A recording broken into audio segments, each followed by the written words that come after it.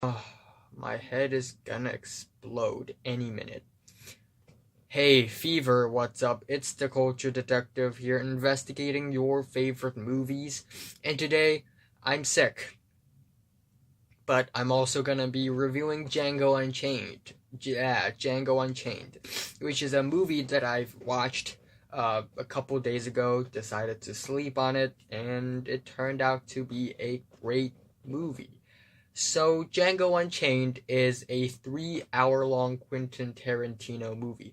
If you don't know Quentin Tarantino, he is an iconic director who directed classics like Pulp Fiction, which is like straight up one of the best movies ever. Also, Reservoir Dogs and Inglorious Bastards and Kill Bill Volumes 1 and 2, Jackie Brown, the list goes on. And very soon, he's gonna be releasing Once Upon a Time in Hollywood featuring Leonardo DiCaprio and Brad Pitt and Margot Robbie in the next Cannes Film Festival. So I'm incredibly pumped for that, even though I'm in Hong Kong right now, not France.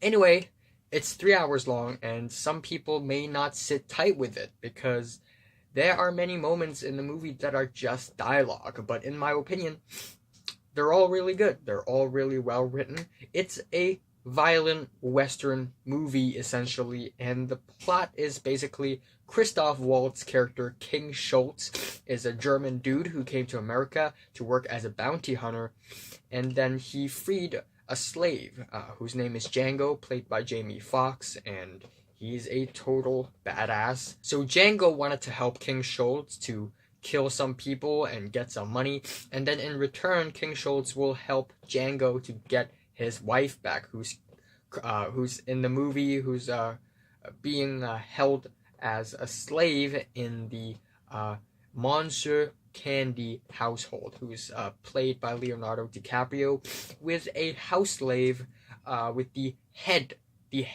master house slave, played by Samuel L. Jackson, and also Django's wife is played by Kerry Washington. And all of them are fantastic.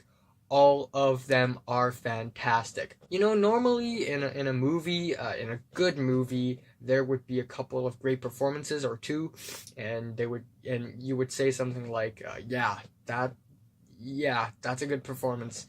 But in this movie, we have five good performances, and three of them are just straight up legendary. That's Christoph Waltz, Leonardo DiCaprio, and Samuel L. Jackson. Golden names, huge names, and they steal every scene they're in. And there's literally a scene where all five of these major characters were together in the same room, and it's freaking fantastic. It's ingenious. So, yeah, Christoph Waltz plays this super, I guess, carefree and witty person, German, who is trying to help Jamie Foxx's character, Django, who at the beginning is a little scared, but later on he's a total badass, and he's the main character of the movie. And oh my gosh, Leonardo DiCaprio. Nobody ever thought they needed to see Leonardo DiCaprio as a slave owner until we see it. He's fantastic. There's even a scene where he just throws a tantrum, and he smashes a glass, and his left hand was all bleeding. That was real. That was legit real. And when Christoph Waltz and Jamie Foxx were reacting to it, they were like, "It's real. That's real blood." That was priceless. Leonardo DiCaprio, indeed, one of the best actors out there in our generation right now. And Kerry Washington's great as well. I think she's really underrated. Also, Samuel L. Jackson is, even though he's a house slave, he's just as much of a dick with Leonardo DiCaprio's character, Monsieur Candy, and he's brilliant. There are all these crash zooms that Quentin Tarantino would use in his movies, and there's this shot where it just zooms in violently in Samuel L. Jackson's direction, and Samuel L. Jackson was like, ah! It was legitimately funny. It was legitimately funny.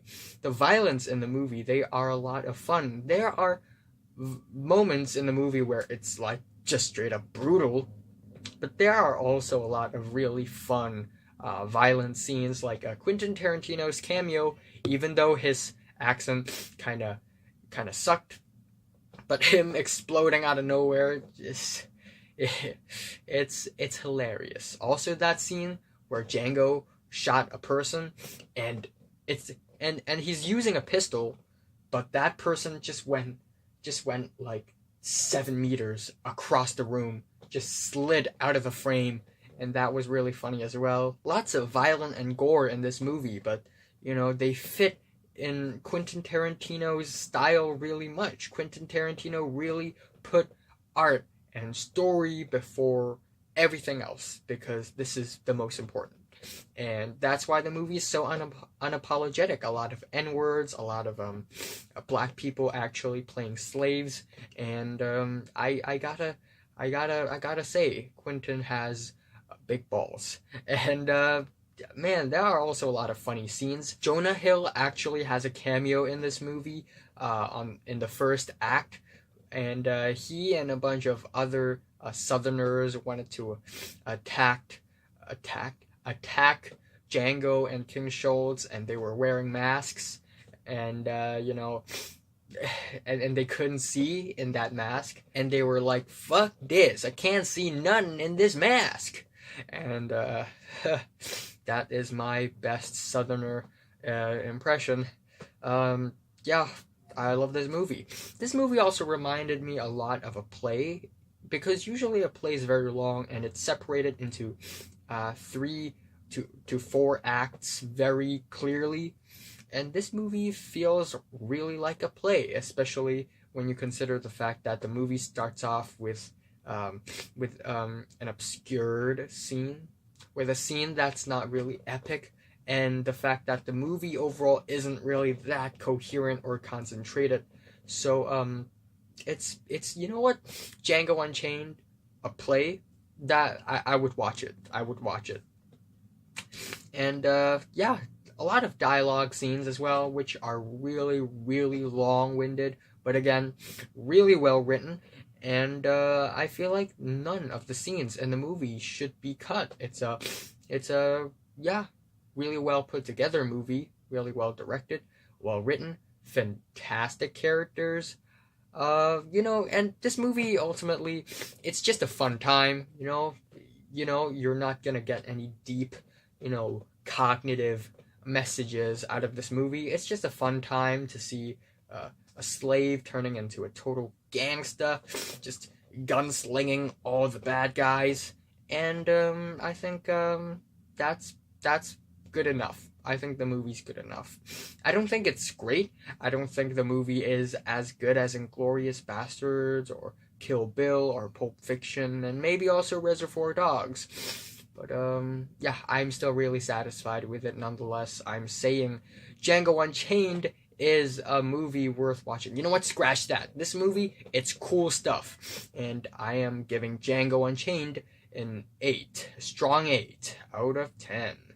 So, have you watched Django Unchained? From 1 to 10, how much do you rate it? Like if you like it, hate if you hate it, and subscribe if you want more. And thanks for watching. And don't worry, I'll be watching Game of Thrones finale tonight, and hopefully it doesn't suck.